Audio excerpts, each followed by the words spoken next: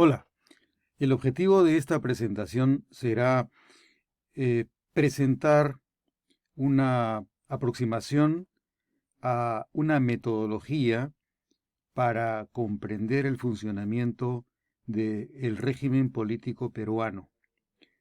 Para presentar esta metodología he ideado, he imaginado un modelo que permite no solamente encontrar los aspectos de interacción entre el gobierno y el parlamento, sino además una, tiene una ventaja adicional que consiste en detectar los tipos de funcionamiento anómalos o disfuncionales, es decir, los modos en los que pueden interactuar el gobierno y el Congreso y el gobierno, en los que existe una desviación respecto del patrón normal de relación que debe existir según los estándares constitucionales.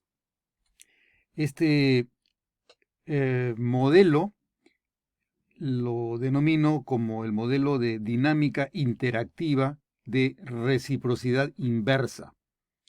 Se trata de una relación dinámica entre el gobierno y el Congreso, no es una relación estática, es una relación dinámica que se basa en las recíprocas relaciones de comunicación, de control entre uno y otro órganos del Estado, pero que tiene una peculiaridad en la medida en la que uno de los órganos desarrolla una función vinculada con la función del otro órgano, esta relación supone una, eh, una suerte de vínculo que a la vez da cuenta de que lo que gana uno lo pierde el otro. Es decir, estamos hablando de una interacción en la que hay un juego de poderes, de fuerzas, de energías entre ambos poderes del Estado, de forma tal que la obligación de uno va en relación directa con el derecho del otro. Donde uno tiene una facultad, el otro tiene una obligación. Por lo tanto, se trata de una relación en la que hay reciprocidad. Si uno pide, el otro da. El que uno dé supone que lo que el otro recibe es una relación que es inversa. Uno gana lo que el otro pierde. Por eso es que se llama un modelo de dinámica interactiva de reciprocidad inversa. Lo que yo doy, yo lo pierdo y lo gana el otro. Por lo tanto, cada vez que uno de los órganos recibe o pide, el otro tiene que dar y por lo tanto es, es una merma respecto de su competencia y su capacidad funcional. Ese es el concepto básico del modelo que quiero presentar en esta exposición. Para cumplir este objetivo, he dividido mi exposición en tres partes. La primera será la presentación de los elementos del diseño institucional de la interacción organizacional. Toda organización debe pasar por la identificación de ciertos componentes o elementos en el diseño. Cuando hablamos del diseño del régimen político, tenemos que tener presente que hay estos componentes esenciales, críticos, básicos, elementales, a partir de los cuales se establece la interacción. Una interacción que depende de la misión que debe cumplir el Estado, dentro del cual funcionan como dos de los principales órganos el Congreso y el Gobierno. La segunda parte de esta presentación será señalar cuáles son los aspectos en los cuales interactúan los dos poderes del Estado. Y en tercer lugar, como consecuencia de la identificación de los distintos puntos de interacción, los distintos puntos funcionales de interacción, comprenderemos también cuáles son las maneras en las que la Constitución prevé un estándar de performance o de desempeño entre uno y otro órgano del Estado, lo cual nos va a permitir, utilizando un esquema de coordenadas, las coordenadas cartesianas, nos va a permitir encontrar un modelo ideal de funcionamiento que se encontrará en uno de los cuadrantes de las coordenadas cartesianas. En los otros tres cuadrantes encontraremos modalidades de disfuncionalidad cuando se producen choques o desencuentros en los que ambos poderes pretenden maximizar sus competencias y por lo tanto hay un mecanismo de ineficiencia cuando uno de los poderes se excede y el otro pierde, y finalmente cuando ninguno de los dos poderes cumple con las funciones que les corresponden. Entonces veremos que habrán tres tipos de disfuncionalidad en esos tres cuadrantes y habrá un cuadrante en el que nos encontramos con el modelo ideal de funcionamiento, el estándar, el canon apropiado. Para desarrollar esta exposición y cumplir con el objetivo que indico que tenemos presente, veremos en primer lugar cuál es la misión que tiene el Estado democrático en el cual deben funcionar tanto el Congreso como el gobierno.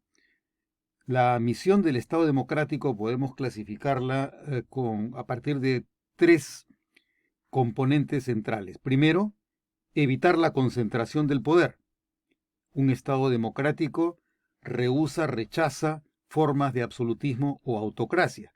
No olvidemos que el Estado democrático nace propiamente durante la formación del período moderno de la historia en Occidente y que este tipo de Estado moderno aparece para combatir formas de organización y de uso del poder que estaban vinculadas a el absolutismo, principalmente a el absolutismo de Francia y el absolutismo de Inglaterra, que son las bases en las cuales aparece la formulación del Estado moderno, el Estado democrático, según las teorías de John Locke y de Montesquieu. Entonces, la primera característica, el primer componente en la misión del Estado democrático es evitar la concentración del poder contra cualquier forma de absolutismo o de autocracia. Evitar la concentración del poder en una sola mano o en un solo órgano. En segundo lugar, otro componente de la misión del Estado democrático es que el poder tiene origen popular.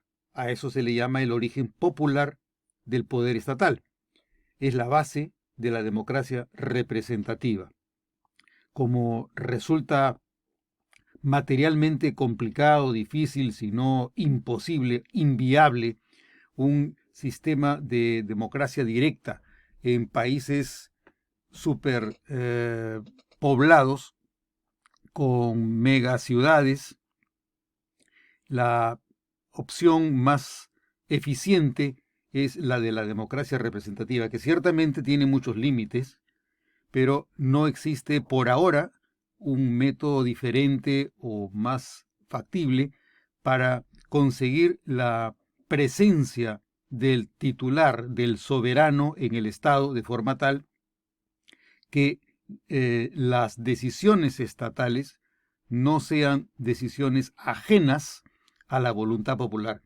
El pueblo elige a sus representantes y en la medida en la que participa a través del sistema electoral, la voluntad estatal es una voluntad popularmente formada a través de los representantes. Ese es el segundo componente en la misión del Estado democrático. El Estado democrático tiene la misión de asegurarse que se da el origen popular del poder estatal. No obstante, repito, las tremendas dificultades que tiene el funcionamiento de la democracia representativa en cualquier parte del mundo y de las dificultades materiales reales que tiene el uso de fórmulas electorales para imputar la, eh, el perfeccionamiento de la voluntad popular, de forma que quienes llegan al Estado como representantes de la voluntad popular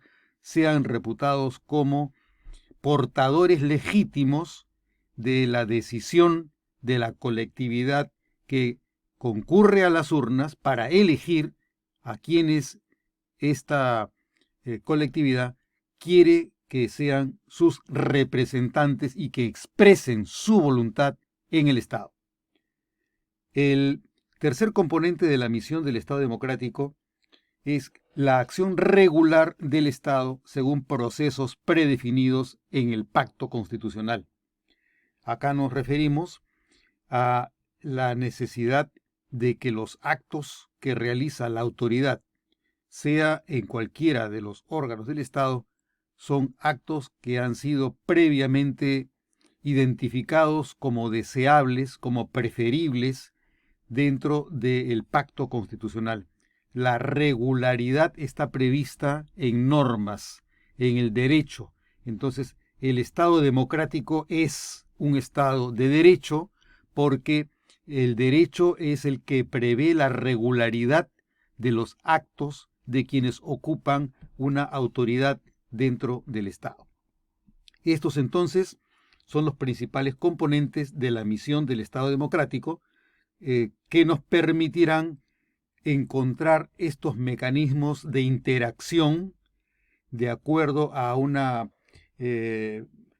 metodología que permitirá el diseño institucional de la interacción organizacional en el Estado.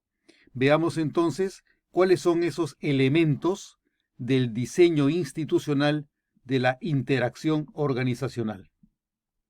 Los principales elementos para diseñar las relaciones que deben producirse en la organización estatal, los principales componentes, habiendo otros, son primero la división de funciones entre los diferentes órganos, segundo que cada uno de ellos observe procesos regulares, en tercer lugar que esta división de funciones en procesos regulares se base en el criterio de la especialización de los operadores en funciones propias de cada uno de los órganos. En cuarto lugar, que cada uno de estos órganos tenga identificadas de manera precisa las competencias funcionales para actuar dentro de las distintas esferas que son competencia del Estado. En quinto lugar, el mecanismo de delegación de tareas, cómo es que se accede a puestos, a posiciones dentro de las cuales se deben cumplir las funciones en las que se divide la actividad estatal. Y por último, el otro elemento es el seguimiento, monitoreo y control. Entonces, el diseño de la interacción organizacional preverá el uso, el recurso de estos tres elementos que van a asegurar que la misión del Estado democrático se lleve adelante para cumplir con cada uno de esos componentes de la misión estatal. Aparte de estos 6 componentes, también podría hablarse, obviamente, de la estructura organizacional, de las competencias específicas para ocupar puestos, de la carga de trabajo tolerable que debiera tener cada uno de los órganos estatales, de la medición del cumplimiento de los objetivos, de las metas o de las tareas que tenga cada uno de los órganos estatales, la evaluación del comportamiento, del desempeño, de la performance que tienen los órganos estatales y finalmente cómo se corrigen las deficiencias en el funcionamiento. Pero en principio, lo básico es contar con un diseño que quede estructurado a partir de estos 6 elementos. Entonces, para empezar con el primero de los elementos, será la división de funciones. La división de funciones está vinculada, como hemos mencionado previamente, en la misión del Estado democrático: evitar la concentración de poder, el origen popular del poder estatal y la acción regular del Estado según procesos predefinidos en el pacto constitucional. La división de funciones en el Estado democrático se basa en el reconocimiento de los principales poderes del Estado para cumplir la función representativa, la función ejecutiva y la función jurisdiccional. Entonces, el reconocimiento de estas 3 diferentes áreas críticas en el Estado democrático permitirá que se evite la concentración de poder, porque hablamos de 3 diferentes órganos entre los cuales se dividen las funciones, que el poder sea un poder originado en la voluntad popular, en particular. Por eso es que gira alrededor de la función representativa, donde la asamblea es la principal portadora de la pluralidad, de las diferencias y de la heterogeneidad de la sociedad que busca ser representada en el Estado. No obstante, la función ejecutiva y la función jurisdiccional, aun cuando en algunos casos no sean claramente portadores de la voluntad popular de manera directa, sí lo son de manera indirecta y obtienen su legitimidad por el desempeño de esta función, que es condición sine qua non para que el Estado ante el que nos encontremos opere o funcione democráticamente. Y por último, esta división de funciones permite y garantiza también la acción regular del Estado según los procesos definidos en el pacto constitucional. El segundo elemento es la constatación de un diseño en el que los procesos que se establezcan o se definan sean procesos regulares. La regularidad de un proceso consiste en que el trámite de toda demanda de acción siga los mismos pasos por su naturaleza todo el tiempo, de manera uniforme. La uniformidad, la regularidad es una de las características del diseño organizacional del Estado democrático. ¿Para qué nos sirve el elemento denominado procesos regulares en el diseño del Estado democrático? Las ventajas que tiene contar con procesos regulares son, en principio, que se potencia el uso de las competencias. Cuando cada uno de los órganos define sus competencias a partir de cierta especialización, y su especialización ha sido normalizada, estandarizada, regularizada, con procesos predefinidos que deben observarse de manera uniforme, se permite que cada uno de estos órganos cumpla mejor las competencias que se espera que cumplan para evitar que se dé la concentración de poder en un Estado democrático. La segunda ventaja es que contar con procesos regulares permite optimizar el plan de participación de los operadores. Los operadores pueden definir, a partir del reconocimiento de que existen procesos regulares, en qué momento prefieren participar y cómo van a participar dentro del proceso predefinido. Cuando se conocen los procesos regulares, se facilita la capacidad de decisión de los operadores y por lo tanto se optimiza la capacidad que ellos tienen para ser más eficientes en el ejercicio de las funciones que les corresponde en la división de poderes que previamente hemos referido. La tercera ventaja de contar con procesos regulares es que contar con estos procesos permite reducir los costos de transacción. Esto quiere decir que se eliminan puntos de discusión para definir cómo se tratan las cosas. Si tú de antemano has decidido cuáles serán tus procesos, no será necesario que para cada caso se defina cómo se va a tramitar un asunto. La idea entonces es contar con procesos que me permitan evitar discusiones estériles, innecesarias e ineficientes que probablemente pudieran optimizar una decisión coyuntural, pero a la larga me van a generar más elevados costos en la transacción porque perderé mucho más tiempo poniéndome de acuerdo sobre cómo tramitar cada una de las demandas que lleguen para su transformación y producción de resultados por el sistema representativo. A partir de estas tres ventajas, el resultado general será que se evite también el uso arbitrario del poder. ¿Por qué? Porque en la medida en la que tú tengas procesos regulares, tú también contarás con un esquema que de antemano te permita reconocer cuál es la forma correcta de utilizar el poder en el Estado democrático. En tercer lugar, veamos. El tercer elemento de el diseño institucional en la organización estatal es la especialización de los operadores.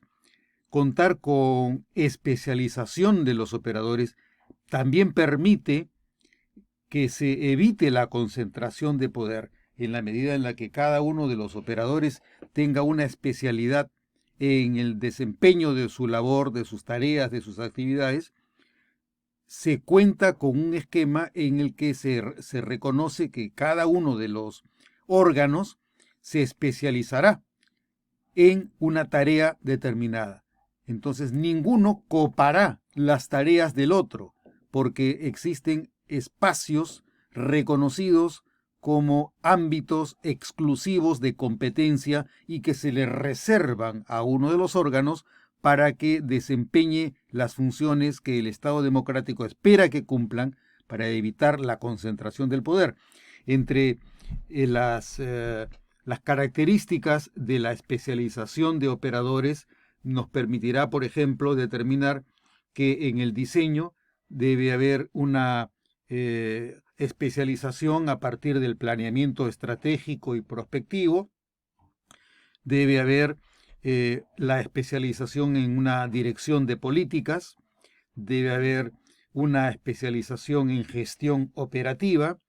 Debe haber una especialización en diseño normativo y debe, por último, existir también una función de control político y jurisdiccional. De alguna forma podríamos identificar estas tres áreas distintas en la especialización de los operadores, señalando que, por ejemplo, el planeamiento estratégico y prospectivo debe corresponderle al gobierno a través de institutos de planeamiento, donde se consigne el presupuesto, donde se reconozcan las estadísticas de funcionamiento del Estado, etcétera, de forma que se pueda proyectar una visión de futuro según la cual quepa conducirse al Estado y a la población hacia metas anticipadas, previstas, que permitan organizar y estructurar la actividad del Estado para alcanzar los futuribles que se predefinan en la etapa de planeamiento. El Poder Ejecutivo es el encargado de la dirección de políticas. Entonces, la especialización de operadores permite identificar el planeamiento en el Poder Ejecutivo, la dirección de políticas en el Poder Ejecutivo y la gestión operativa. De igual manera, es decir, la ejecución de los planes para asegurarse que las necesidades de la sociedad que han sido predefinidas en las políticas públicas a partir del planeamiento realizado, se llevará a cabo dentro de los plazos y con los recursos que se ha previsto en el plan original del Estado. A este efecto es importante tener presente que en el caso particular del régimen político peruano, la dirección de políticas debe entenderse que es una dirección básicamente del Poder Ejecutivo, porque le corresponde al presidente de la República dirigir la política general de gobierno, pero es una dirección compartida con el Congreso en la medida en que el gabinete, el Consejo de Ministros, los ministros de Estado deben concurrir para exponer la política general del gobierno ante el Congreso y deben solicitar la confianza del Parlamento para que la dirección expuesta sea una dirección en la que el Congreso asume un compromiso y una responsabilidad directiva junto con el Poder Ejecutivo. Por último, las otras dos últimas funciones o especializaciones son el diseño normativo, que es una facultad que le corresponde por esencia al Poder Legislativo. El Poder Legislativo es el titular preeminente de la función normativa o legislativa en el Estado democrático. Y por último, el control político y jurisdiccional, donde se incluye la función de control político que le corresponde al Congreso y la función de control jurisdiccional que le corresponde al Poder Judicial y a órganos de administración de justicia, tanto a nivel administrativo como de la justicia constitucional. El cuarto elemento es el de las competencias funcionales. ¿Por qué es que debe el concepto de competencias funcionales integrar como uno de los elementos el diseño de la organización y de la interacción entre los poderes u órganos estatales? Porque en principio contar con competencias funcionales permite evitar costos innecesarios, se disminuyen ineficiencias corporativas, la especialización optimiza competencias institucionales, se permite la maximización de funciones y se compartimentaliza las actividades en parcelas que agregan valor al Estado. El quinto de los elementos es la delegación de tareas, que podemos observarlo, tienen dos aspectos, uno positivo y el otro negativo. Para empezar, con las características de la delegación de tareas que pueden representar una carga o un costo negativo, podemos afirmar que la ausencia de distribución de funciones y tareas disminuye la eficiencia en el desempeño estatal. El control de funciones por una sola agencia niega la misión del Estado democrático. Y por último, la especialización puede incentivar el uso del poder a favor de intereses privados en contra del interés público. El riesgo de incurrir en daños colectivos es más grande cuanto mayor es la especialización, porque el grado de mayor especialización supone el apartamiento de una visión general y la menor capacidad de realizar actos de control sobre quienes se especializan en esas materias. Y el lado positivo de la delegación de tareas consiste en que la delegación de tareas estatales permite la descentralización y desconcentración del poder, que es una de las características básicas del Estado democrático. Y en segundo lugar, la especialización funcional favorece el desarrollo más intenso de las competencias estatales. El sexto y último de los elementos en el diseño institucional en un Estado democrático es también relacionado con los límites al uso arbitrario del poder y que se puede dar a partir de tres nociones centrales. En primer lugar, se verifica la regularidad y eficacia de la gestión. En segundo lugar, se contrasta los usos con los estándares. Y en tercer lugar, se restringe la apropiación privada del poder. Esas son las tres características centrales que agregan valor a el componente del seguimiento, monitoreo y control en el diseño organizacional. Por eso es que el Estado debe prever que en su diseño y en su implantación se den las características de la presencia de mecanismos que permitan el seguimiento, el monitoreo y el control. Sin monitoreo, sin seguimiento y sin control, las posibilidades de uso arbitrario del poder, las posibilidades de mayor concentración incontrolada de poder aumentan. Entonces, la ventaja de contar con una previsión organizacional que asegure que se da la función de seguimiento, monitoreo y control es que permite la verificación de la regularidad y eficacia de la gestión, permite contrastar los usos con los estándares y restringe las posibilidades de apropiación privada del poder. Bueno, con esto terminamos con la presentación de los elementos. Ahora debemos pasar a la segunda etapa de esta exposición, que consiste en la presentación de lo que denomino el modelo de la dinámica interactiva de reciprocidad inversa.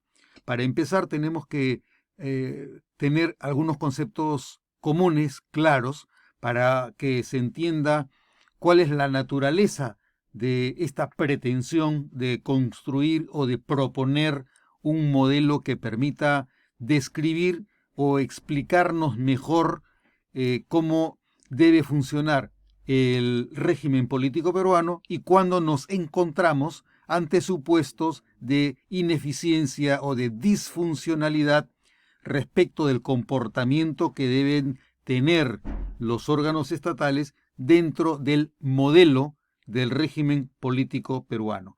¿Qué es un modelo? Un modelo es una versión estilizada de describir la realidad, que aproxima crudamente, burdamente si se quiere, la comprensión de la realidad, porque recorta aspectos de la realidad, los excluye, se queda con aspectos centrales que van a permitir simplificar lo complejo para contar con lo esencial del modelo, del tipo con el cual vamos a identificar una modalidad de funcionamiento afín al Estado democrático. Un modelo, por lo tanto, es una herramienta que prescinde de lo complejo, de lo real, y aísla variables relevantes de su funcionamiento. Nos quedamos con alguna de las variables y excluimos muchas otras, porque es necesario trabajar con pocos elementos para tratar de describir o de comprender qué es lo esencial en la interacción, en el funcionamiento del Estado. Entonces, asumimos que un modelo es una simplificación de lo complejo, una reducción de la realidad a variables pequeñas que se considera esenciales y que permiten explicar mejor cómo funciona y cómo es que este modelo permite alcanzar mejor la misión, las metas y los objetivos del Estado democrático. ¿Cuáles son las características de un modelo? Un modelo, en principio, es un artefacto teórico. No es que se base en el comportamiento observable de la realidad. Se construye a partir de abstracciones. Por lo tanto, una de las características del modelo es que carece de evidencia empírica. Es la articulación cerrada de una explicación formal de la realidad. Se trata de una explicación formal y cuando hablamos del modelo y decimos que aísla aspectos de la realidad, separando algunos y quedándose con otros, esta articulación excluye la presencia de elementos que podrían hacer del modelo algo más amplio, pero en ese caso se perdería la perspectiva y el objetivo que se tiene de encontrar lo esencial en el funcionamiento de la interacción. La articulación es cerrada porque de manera axiomática quiere quedarse con algo que se considera esencial, a diferencia de la realidad. La realidad no puede ser reductible a un modelo. En realidad, la realidad no es un modelo. Lo que tenemos delante de nosotros con un modelo es la abstracción de aspectos de la realidad que para el tipo del que estamos hablando, para la categoría de la que estamos hablando, serán considerados suficientes y consistentes consigo mismos. El propósito del modelo es producir una explicación lógica y consistente sobre el funcionamiento teórico de la realidad, sobre el funcionamiento teórico de la realidad. Es decir, tenemos plena conciencia que no es que la realidad funcione tal cual, sino que la realidad está afectada por una abstracción, una formalización para simplificarla y poderla comprender mejor. Veamos entonces ahora, luego de haber definido qué es un modelo, o por lo menos habernos aproximado a la noción de modelo y haber definido cuáles son las características del modelo, veamos ahora cuáles son los elementos del modelo de la dinámica interactiva de reciprocidad inversa. Antes, recordemos que la naturaleza de este modelo se basa en el supuesto de que la interacción entre los poderes u órganos del Estado es una relación dinámica que se basa en la interacción entre ambos poderes del Estado y que esta interacción se basa en un eje de relaciones recíprocas, pero a la vez inversas. Es decir, lo que tiene uno es lo que pierde el otro. Hay una reciprocidad, hay una unidad, si se quiere, entre ambos, pero el logro de esa unidad supone que lo que tiene de positivo uno tiene de manera recíproca e inversa el otro de menos.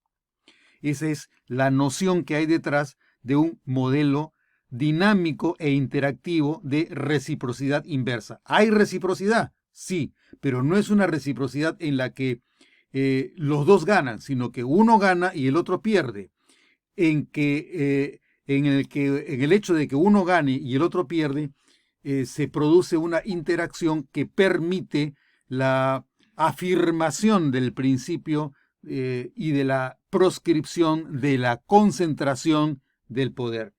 ¿Cuáles son los elementos de este modelo? En primer lugar, hay una dimensión de interacción informativa. Entre ambos poderes del Estado hay una necesidad de provisión de información y el que la necesita para cumplir con la función que la Constitución le encomienda, debe conseguirla de quien la tiene. Entonces, quien tiene la información debe ofrecérsela, debe entregársela a quien la solicita para que quien la solicita cumpla con su tarea de control. En segundo lugar, la dimensión de la interacción de coordinación. De el primer paso, que era la interacción informativa, vamos a un segundo paso, que es la interacción de coordinación. Es decir, ya no es solamente que una de las partes pida información, sino que ambas partes deben realizar una operación de coordinación para el cumplimiento de fines estatales previstos en la Constitución.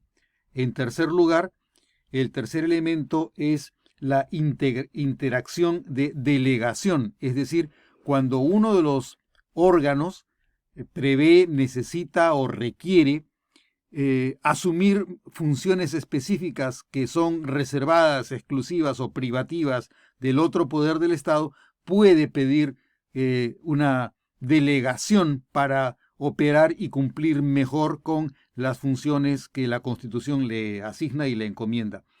El cuarto elemento es la interacción de rendición de cuentas.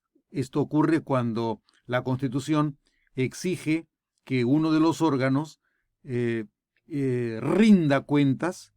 Es el famoso accountability en el lenguaje de la administración que es tomado de países anglófonos.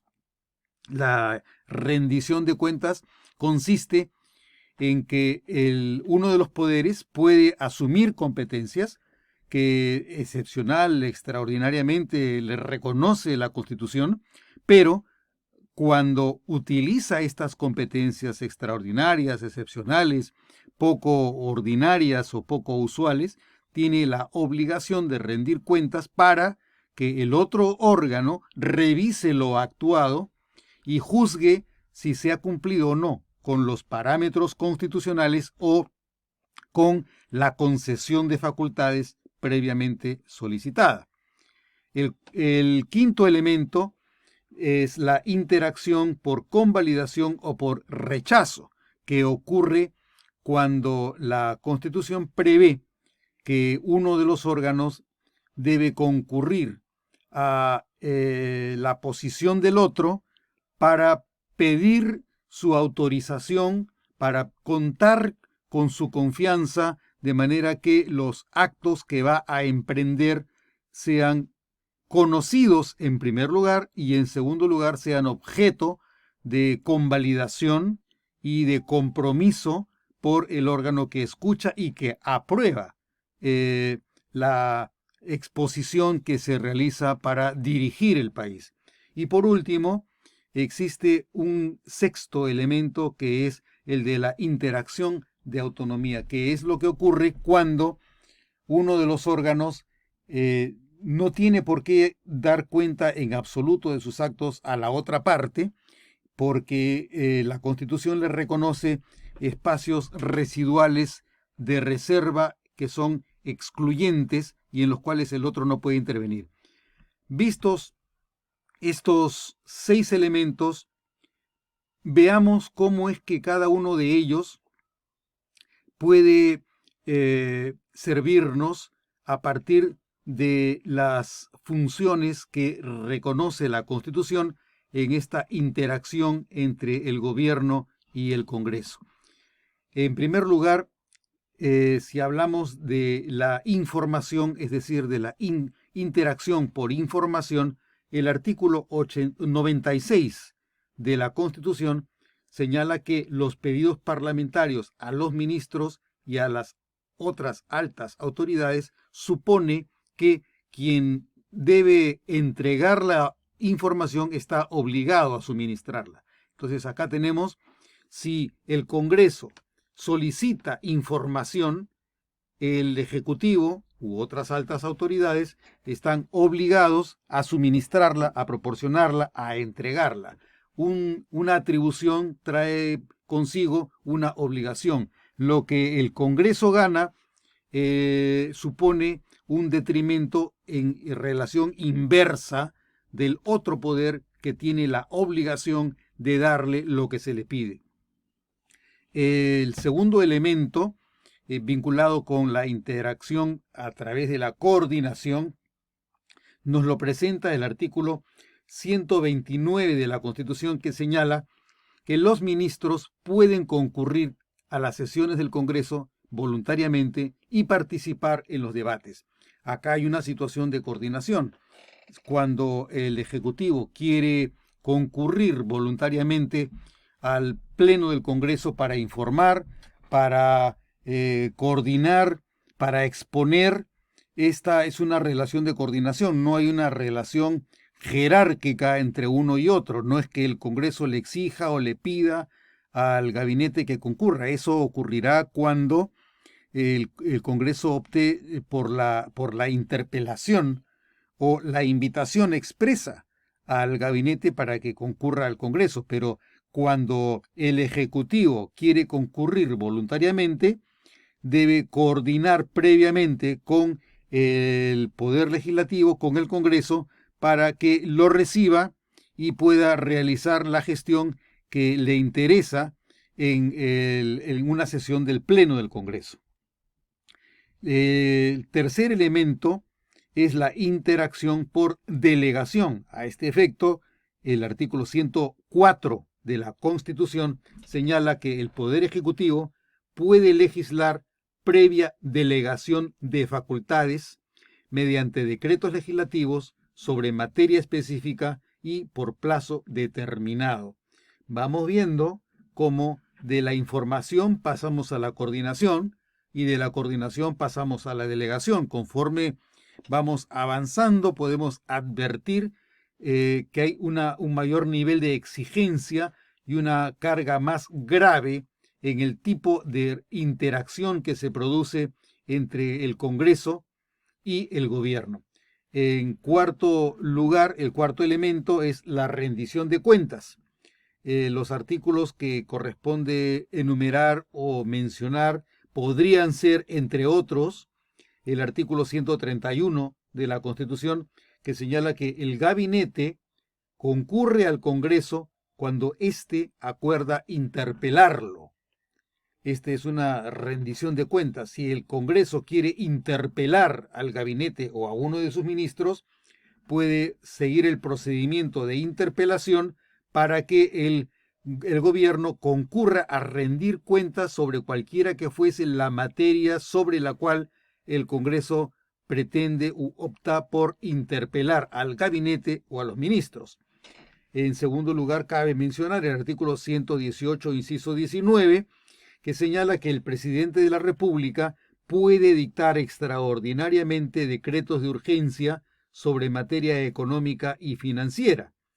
Esta es una segunda forma en la que el gobierno está obligado a rendir cuentas al Congreso. El primero es la interpelación, el segundo, cuando se han dictado decretos de urgencia sobre materia económica y financiera, y que de acuerdo a la Constitución se puede producir esencialmente en dos situaciones. La primera y más común de todas es la que se menciona, el artículo 118, inciso 19, de utilizar los decretos de urgencia para conjurar situaciones de interés nacional, de emergencia, a través de decreto de urgencia, que es una modalidad normativa. Pero también el artículo 134 de la Constitución prevé que el Poder Ejecutivo puede legislar mediante decretos de urgencia cuando ha ocurrido la disolución del Congreso. Ese tipo de decretos de urgencia son diferentes a los decretos de urgencia que puede decretar el Poder Ejecutivo cuando no se encuentra en lo que se denomina como el interregno parlamentario, es decir, durante la etapa de disolución del Congreso.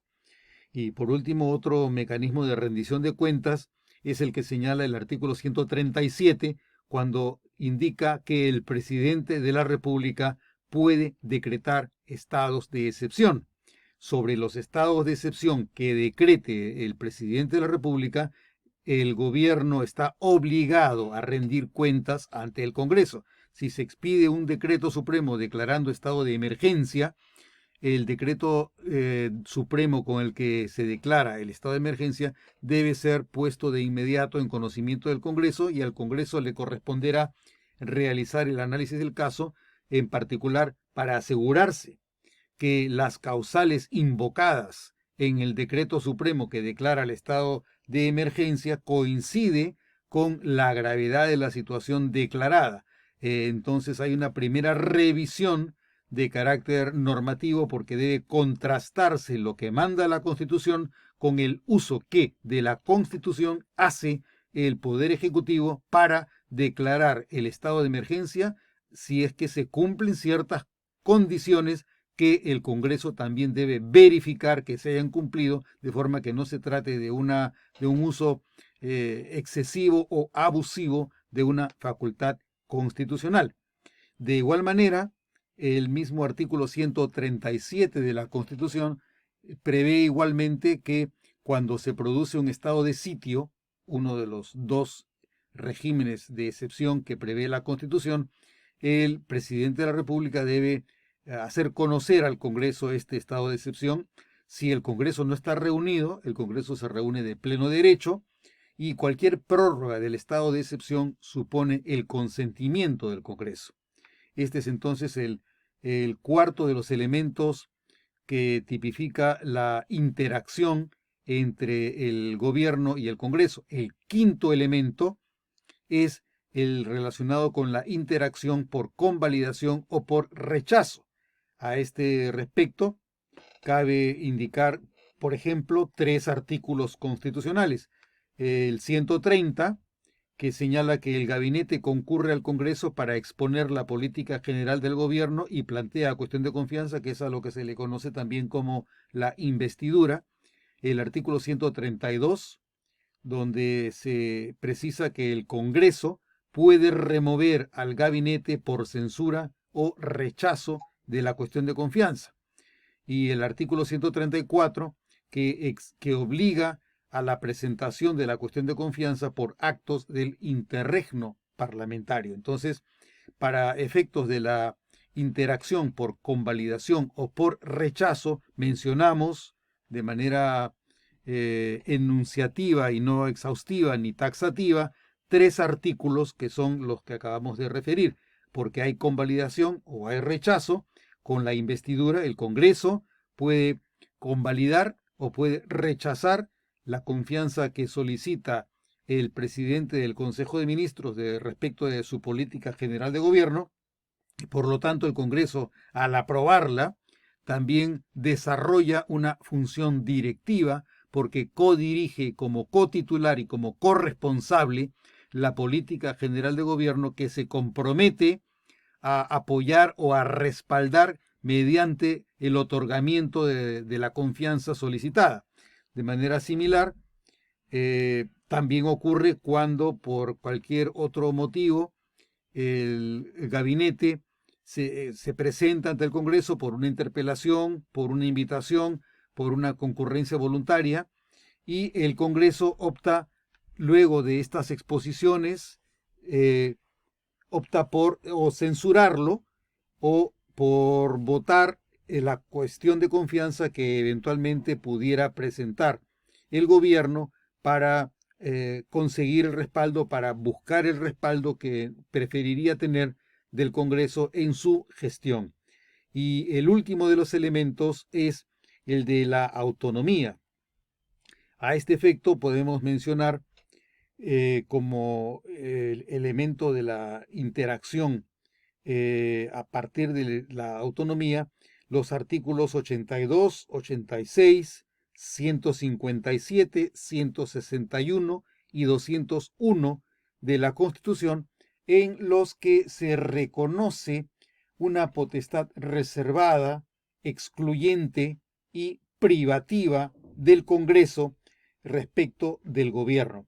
En estos casos, lo que señala la Constitución es que el Congreso puede designar al Contralor, ratificar al presidente del BCR, del Banco Central de Reserva, puede nombrar a 3 de los directores del Banco Central de Reserva, puede elegir al defensor del pueblo, puede elegir a los 7 magistrados del Tribunal Constitucional y puede remover a los miembros de la Junta Nacional de Justicia. Entonces, estos son ámbitos, lo que se mencionan estos 5 artículos constitucionales, estos 5 ámbitos en los que el Congreso tiene una competencia y funciones reservadas, privativas y excluyentes que no puede compartir en grado alguno con el Poder Ejecutivo. Explicados estos elementos relacionados con la interacción y los artículos correspondientes, pasemos ahora a la siguiente etapa, que es la presentación del modelo interactivo en la dinámica esta de reciprocidad inversa. ¿En qué consiste el modelo que se denomina de la dinámica de reciprocidad inversa entre el gobierno y el Congreso? Hemos mencionado que hay diversos tipos de interacción funcional: la información, la coordinación, la delegación, la rendición de cuentas, la convalidación o rechazo y la autonomía. Son 6 tipos de interacción funcional. Si utilizamos un cuadro con las coordenadas cartesianas, veremos que el eje de las abscisas, que es el eje horizontal denominado X, sería el eje que le corresponde al Congreso. Y el eje vertical, que es el eje de las ordenadas, denominado Y, le correspondería al gobierno.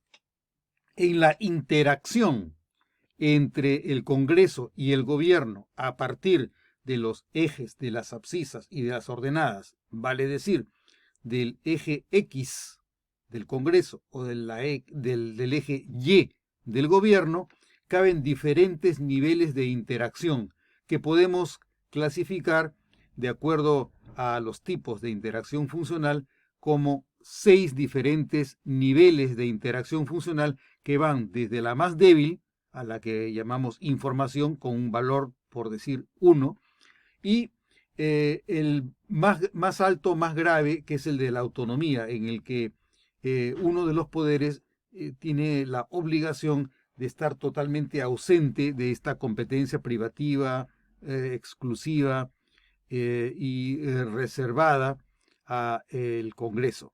Entonces, en el cuadro de coordenadas cartesianas podemos advertir que en cada uno de los ejes, en el eje de las X, tenemos una división que parte del cruce entre el eje de las abscisas y el eje de las ordenadas, a la derecha del cual vemos una numeración en números positivos del 1 al 6, y en el lado izquierdo del cruce de las abscisas con las ordenadas vemos exactamente la relación inversa, que va de -1 a -6.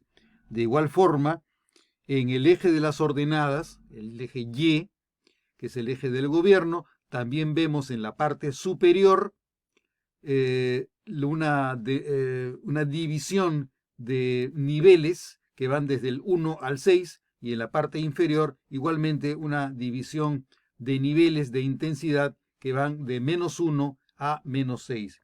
La pretensión de estas coordenadas, la pretensión de utilizar estas coordenadas, es la facilidad con la que permite mostrar cómo lo que de positivo tiene uno de los órganos del Estado representa el lado inverso, recíprocamente inverso, en la relación con el otro poder del Estado, que es el gobierno. Entonces, cuando desarrollemos en los próximos momentos, cuando desarrollemos esta dinámica de reciprocidad, advertiremos que cada uno de esos distintos cuadrantes permitirá ubicar en cada uno de ellos una de las formas de interacción, donde la forma de interacción normal o estandarizada supondrá la relación de reciprocidad inversa entre el gobierno y el Congreso en el cuadrante que va de la parte inferior derecha de las coordenadas, donde uno de los poderes del Estado tiene un valor positivo y el otro, el recíproco inverso, que sería el valor negativo. Entonces, lo que de positivo tendrá el modelo será que el óptimo del funcionamiento se producirá cuando uno de los poderes tiene y el otro es el que da. Esta relación aparecerá, como digo, en el cuadrante inferior derecho. Los otros 3 cuadrantes suponen una relación disfuncional porque se pierde de vista las competencias o las obligaciones que se tiene con el órgano que debe conducir o debe controlar el principio de proscripción en la concentración del poder. Entonces, pasamos a advertir que el menor poder de un órgano equivale a la mayor autonomía del otro. Esa es la regla central. Es una relación recíproca e inversa. El menor poder de un órgano equivale a la mayor autonomía y poder del otro órgano. Entonces, en un supuesto de autonomía hay ausencia de interacción normativa, en tanto que en un supuesto de convalidación o de rechazo hay negación del poder contrario. Veamos enseguida entonces cómo se describe cada uno de estos diferentes modelos, el modelo óptimo y los 3 modelos disfuncionales. Nos encontramos ante las mismas coordenadas cartesianas, donde estamos en un supuesto de aplicación del régimen político según la dinámica de reciprocidad inversa. Recordamos que los tipos de interacción serían información, coordinación, delegación, rendición de cuentas, convalidación o rechazo y autonomía. Son los 6 diferentes tipos de interacción que van de menos a más. Si nos encontramos en el punto de menor intensidad, sería en el tipo de interacción basado en la información, donde debido a la menor intensidad, el grado de reciprocidad inversa sería entre 1 y -1, conforme lo veremos en el siguiente cuadro. Como vemos, la ubicación del modelo de funcionamiento óptimo se basa en que hay una intensidad que va de menos a más. Contra menor sea la intensidad, estamos más cerca del 0. Contra mayor sea la intensidad, más nos alejamos del 0, es decir, del origen de cada uno de los cuadrantes. Para la información, el nivel será 1, para la coordinación será 2, para la delegación 3, para la rendición de cuentas 4, para la convalidación o rechazo 5 y para la autonomía 6. Entonces, en los diferentes cuadrantes se van a ubicar los distintos modelos o formas en las que se produce la relación de interacción entre el gobierno y el Congreso. En el cuadrante inferior derecho estará el modelo de funcionamiento óptimo del régimen con balance y separación de poderes, por lo tanto, sin concentración de poder. En el cuadrante superior derecho nos encontramos con un modelo de régimen de bloqueo, de choque y de confrontación por un impulso hacia la maximización de ambos poderes a la vez. Cuando ambos pretenden lo mismo y no es que uno colabore con el otro para el cumplimiento de una función estatal, nos encontramos ante una situación de choque, de bloqueo, de obstrucción y de confrontación. Esto se va a producir porque lo que debió ser de negativo e inverso en uno de los poderes se convierte en positivo y opuesto a lo que se esperara que debiera ocurrir para que el régimen funcione. Entonces, cuando los dos entran en una situación de choque es porque ambos no ceden. Los dos quieren maximizar sus propios intereses. Hay obstrucción, hay impedimento, hay bloqueo, hay ineficiencia. El tercer cuadrante es el que en el que se encontraría el modelo disfuncional de un régimen por maximización de los intereses del gobierno e insuficiencias del Congreso. A diferencia del cuadrante inmediato anterior que se ha referido, donde la maximización era equiparable de ambos lados, cuando nos encontramos en el modelo de bloqueo, las dos partes pretenden asumir una actitud positiva, es decir, no positiva en el sentido correcto de la palabra, sino positiva en el sentido negativo, contrario. Si los dos quieren lo mismo y los dos compiten, no hay coordinación, por lo tanto la ausencia de coordinación supone una relación de choque entre ambas partes que hace que el sistema no funcione porque ambas partes se están obstruyendo. En el tercer cuadrante nos encontramos en un supuesto en el que no es que las dos partes estén maximizando sus intereses, sus competencias o sus funciones, sino que solo una de las partes, la contraria de la que debiera asumir una posición positiva, la contraria asume la posición que se opone al patrón, a la regla, al modelo, al canon.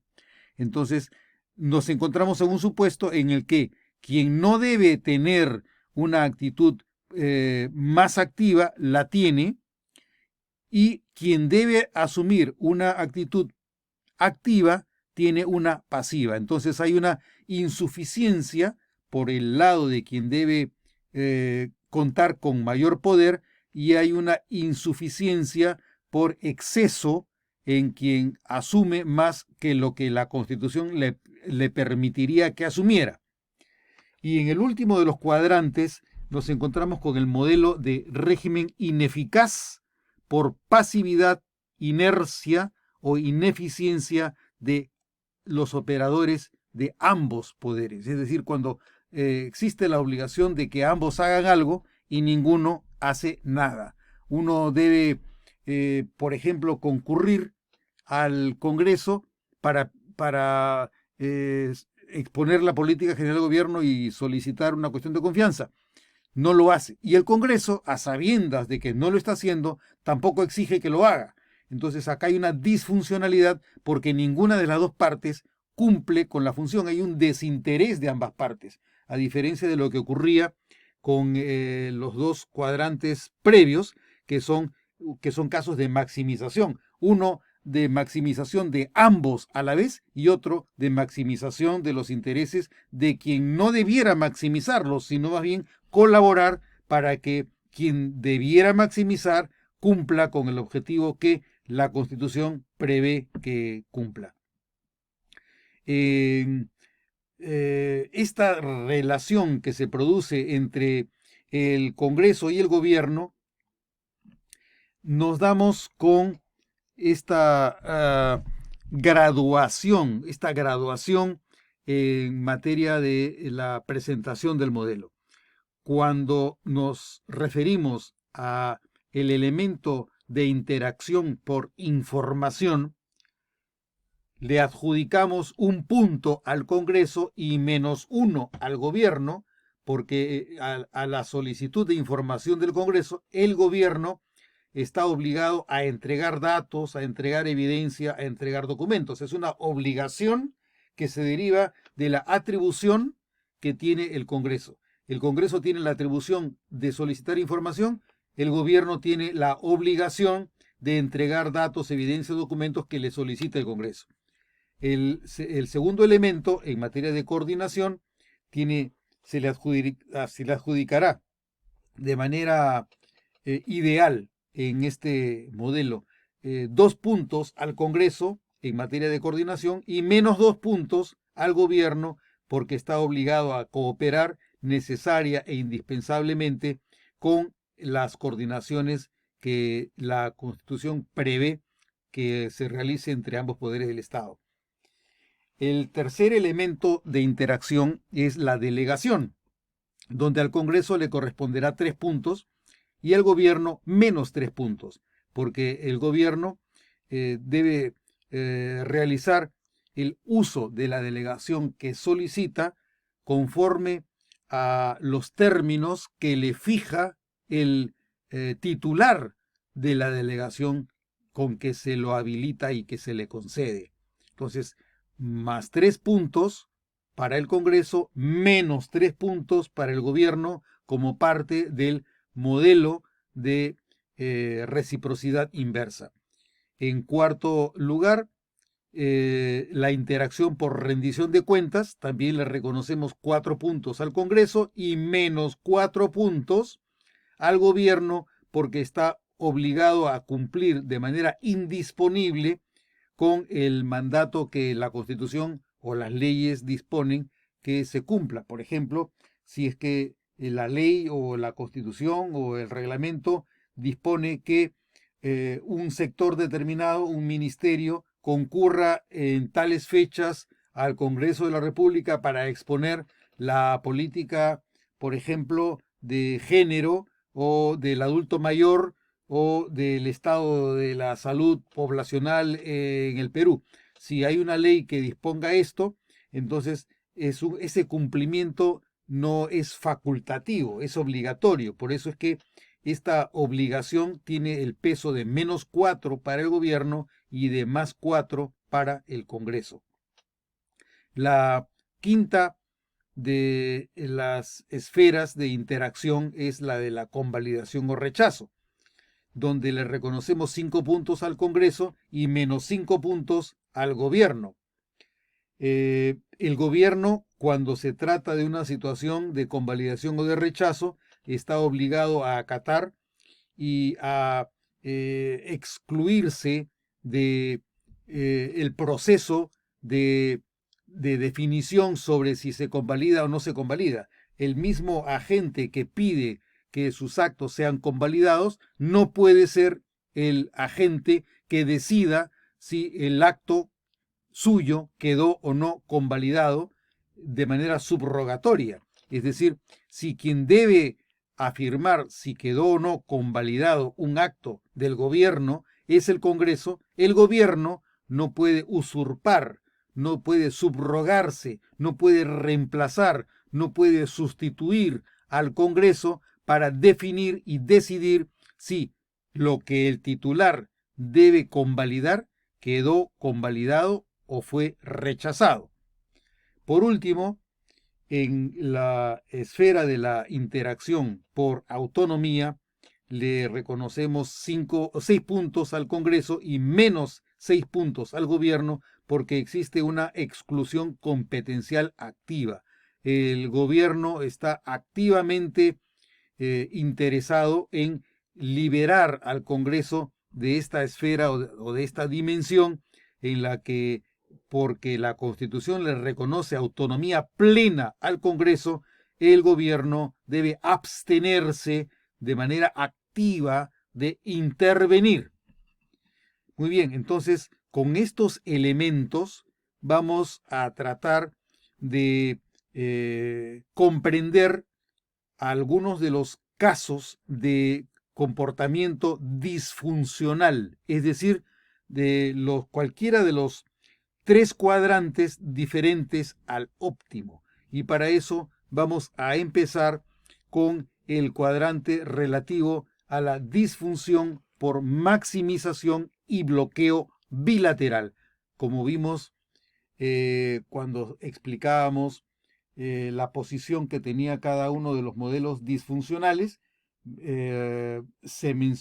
mencioné que el cuadrante superior derecho, donde las X y las Y tenían factores positivos, se puede producir el bloqueo cuando quien debe asumir una relación pasiva en este juego de interacción entre el gobierno y el Congreso, en lugar de mantenerse en una relación de obligado, confronta, cuestiona, niega, desconoce las facultades del Congreso, usurpa su función, maximiza su potencialidad y se niega al cumplimiento de las prescripciones que establece nuestra Constitución.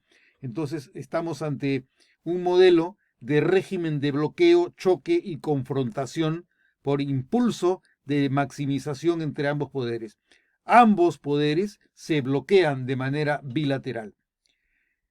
¿Qué casos podemos tener presentes para explicar cómo ha funcionado esta disfuncionalidad en el régimen político peruano? Podemos advertir dos supuestos, uno de interacción por convalidación o rechazo y el otro un caso de interacción con autonomía. El caso de interacción por convalidación puede ser, por ejemplo, el que ocurrió el día 29 de septiembre del año 2019 a propósito de lo que el Poder Ejecutivo, concretamente el presidente de la República, calificó como la denegación fáctica de una cuestión de confianza. Si de lo que estábamos hablando es de la maximización y bloqueo bilateral, cuando el presidente de la República, cuando el gobierno desconoce la potestad que le corresponde al Congreso y solo al Congreso como titular de la confianza para decidir si otorga o no otorga la confianza, pero el presidente de la República, no obstante que el Congreso aprueba la cuestión de confianza, realiza su interpretación ad hoc y dice no, la cuestión previa presentada por la señora Indira Wilka, que fue rechazada por el Congreso, equivale a la denegación fáctica de la cuestión de confianza presentada por el Gabinete del Solar. Este es un supuesto en el que el gobierno maximiza su posición y bloquea de manera frontal la posición del Congreso. Si el Congreso insiste en mantener el fuero que la Constitución le reconoce y por lo tanto opta por no dejar espacios para que el Poder Ejecutivo invada las competencias propias del Congreso, la consecuencia será que habrá un bloqueo, un choque, habrá una relación de obstrucción entre ambos poderes del Estado.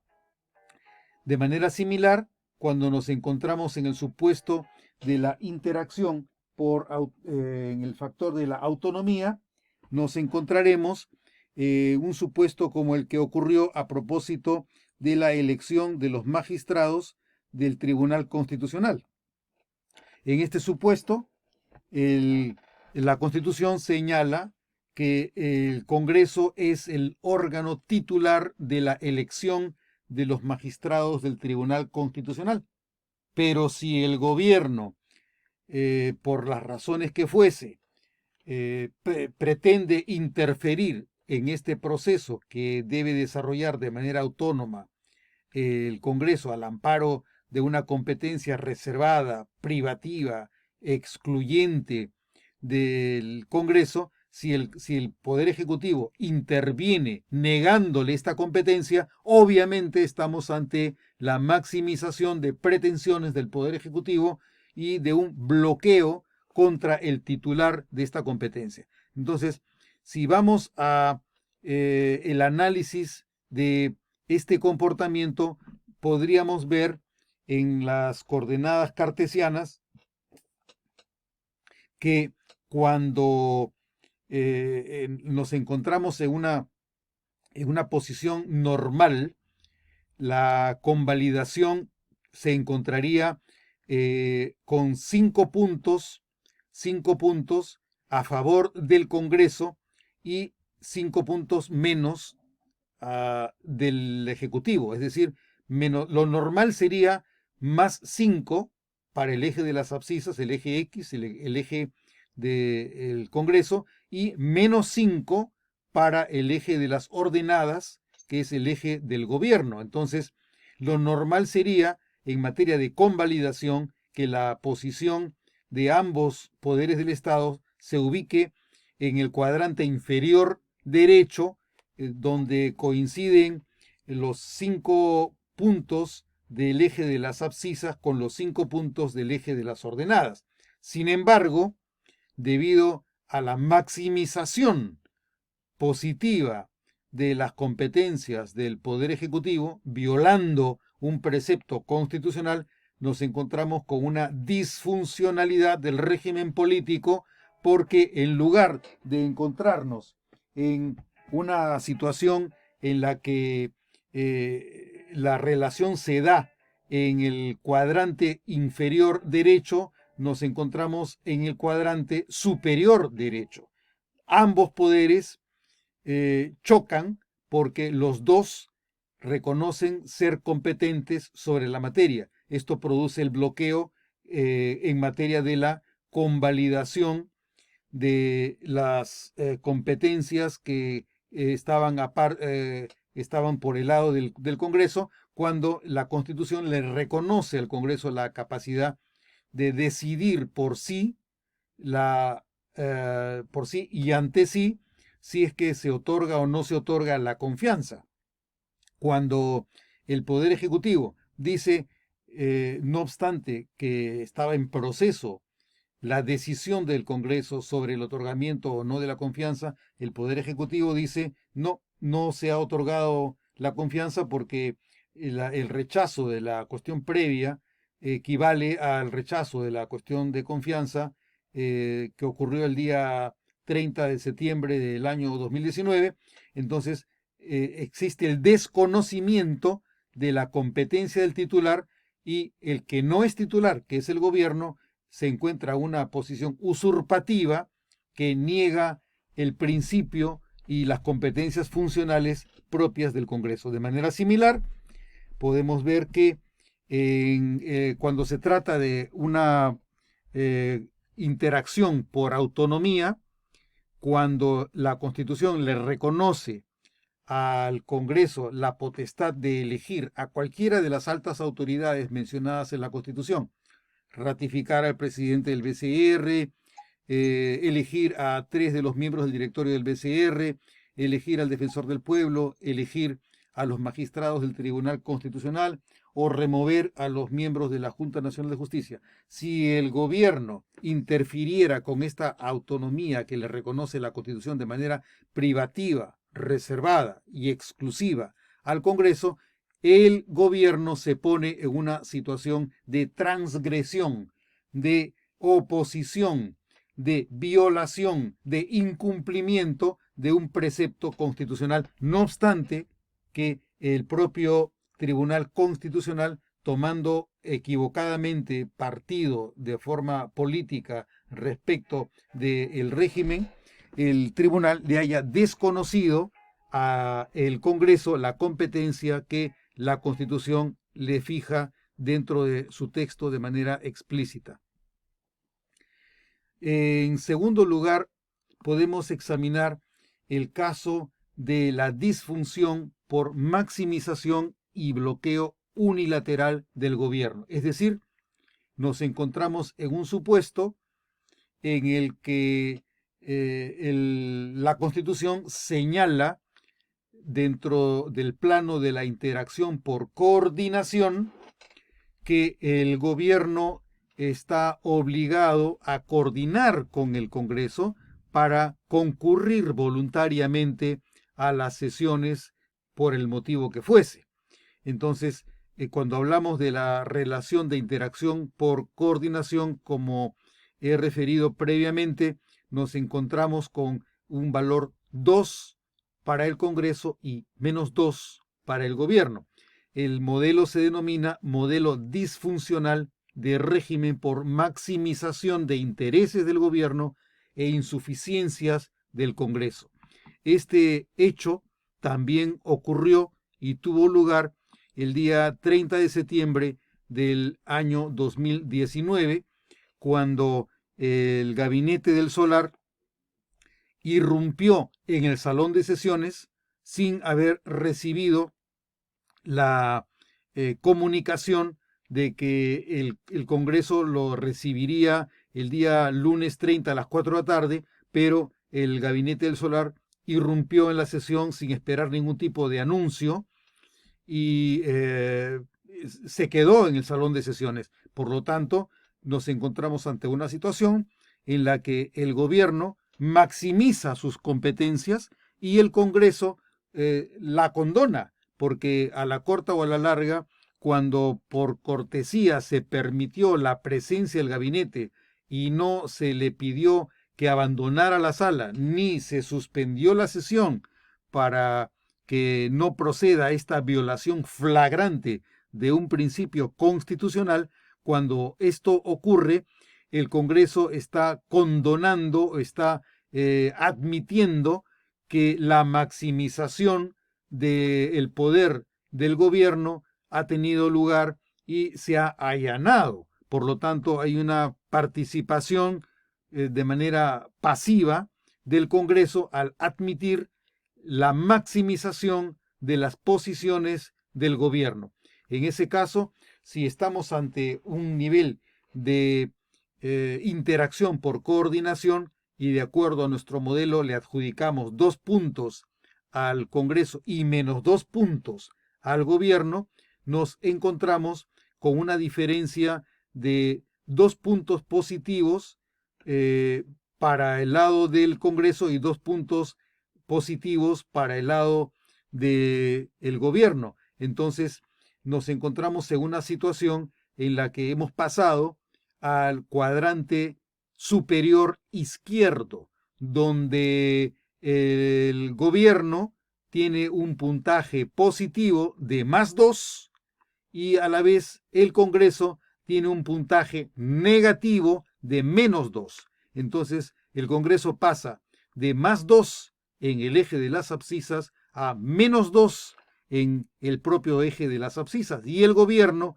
pasa de -2 en el eje de las coordenadas y pasa a +2 en el propio eje de las ordenadas. Esa es la graduación, la medición que podemos hacer utilizando las coordenadas cartesianas para describir, para visualizar mejor cómo es que se produce la disfunción entre las competencias de uno y otro órganos del Estado. Por último, vemos el modelo de disfunción por acción tardía o por omisión funcional. Este sería el modelo de régimen ineficaz por pasividad, inercia o ineficiencia de los operadores de ambos poderes. ¿En qué supuestos nos encontramos? Han habido recientemente 2 casos que tienen que ver con la interacción por convalidación. El primero que podemos referir es el relativo al inicio de las funciones del nuevo Congreso.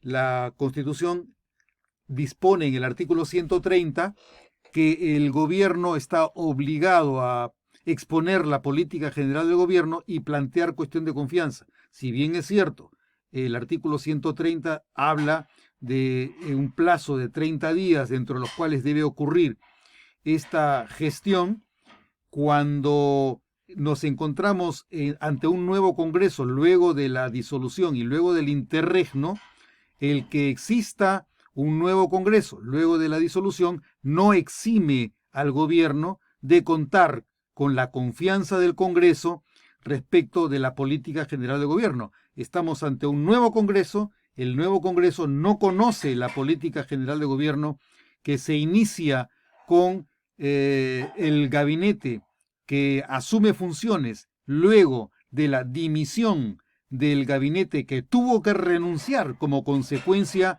de la segunda negación de confianza. Como nos encontramos en este supuesto, obviamente el nuevo Congreso no conoce cuál es la política general de gobierno y es una obligación del gobierno exponerla para que el Congreso conozca, se comprometa o rechace la dirección que quiere imprimirle el gobierno según la exposición que realiza el gabinete ante el Congreso. Entonces no puede eludirse esta responsabilidad del artículo 130. Sin embargo, es cierto que como consecuencia de la pandemia se dilataron mucho las acciones, pero tuvo que transcurrir aproximadamente un mes luego de haberse instalado el nuevo Congreso para que, no precisamente por iniciativa del gobierno, que habría sido lo deseable en cumplimiento de una obligación que tiene señalada por la propia Constitución, habría sido lo deseable que el gabinete se presentara o solicitara ser recibido para exponer la política general del gobierno y solicitar la cuestión de confianza. No lo hizo así. Entonces pasó el tiempo y esto supone una acción tardía que en realidad fue subsanada porque hubo una gestión de la presidencia de la Comisión de Constitución para que el Congreso acuerde el apremio, la instancia al gobierno para que concurra y cumpla con su obligación.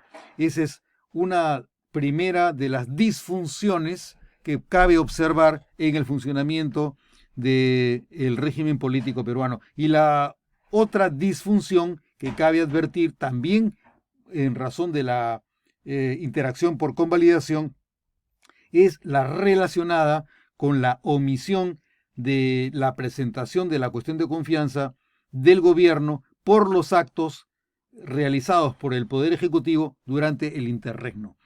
En la presentación que realizó el gabinete Ceballos el día 28 de junio de 2020, hizo una exposición de la política general del gobierno, así como de los actos durante el interregno, pero la cuestión de confianza que presentó quedó en el aire, quedó en la ambigüedad. No se supo si la cuestión de confianza que presentaba era solamente por la política general del gobierno, que era respecto a lo cual estaba obligado, o si además era también por los actos durante el interregno. En cualquiera de los dos casos, la presentación del gabinete fue porque el Congreso lo instó para que concurriera y no porque tuvo la disposición de cumplir con la Constitución, hacerse presente en el Congreso, hacer las dos exposiciones y pedir las dos cuestiones de confianza sobre ambas materias. Entonces, si aplicamos este modelo de disfuncionalidad con las coordenadas cartesianas, podemos advertir que de los 5 puntos positivos que le corresponderían en el eje de las abscisas al Congreso y los menos 5 puntos que le corresponderían al Poder Ejecutivo, al gobierno, pasamos a una situación en la que ambos poderes del Estado están en la relación inversa, precisamente. Es decir, tenemos 5 puntos en el eje de las ordenadas para el gobierno, cosa que no, era lo que correspondía cuando nos encontrábamos en el supuesto del modelo ideal de funcionamiento, pero a la vez nos encontramos con menos 5 puntos en el eje de las abscisas para el Congreso, porque el Congreso no cumplió con su papel más eficientemente, exigiendo la presencia del gabinete y que se presente la cuestión de confianza sobre ambos aspectos. Entonces, con esta exposición dejo presentado el modelo que, como mencioné originalmente en esta exposición, le llamo el modelo de la dinámica interactiva de reciprocidad inversa. Es un modelo que permite comprender supuestos de disfuncionalidad de una forma gráfica.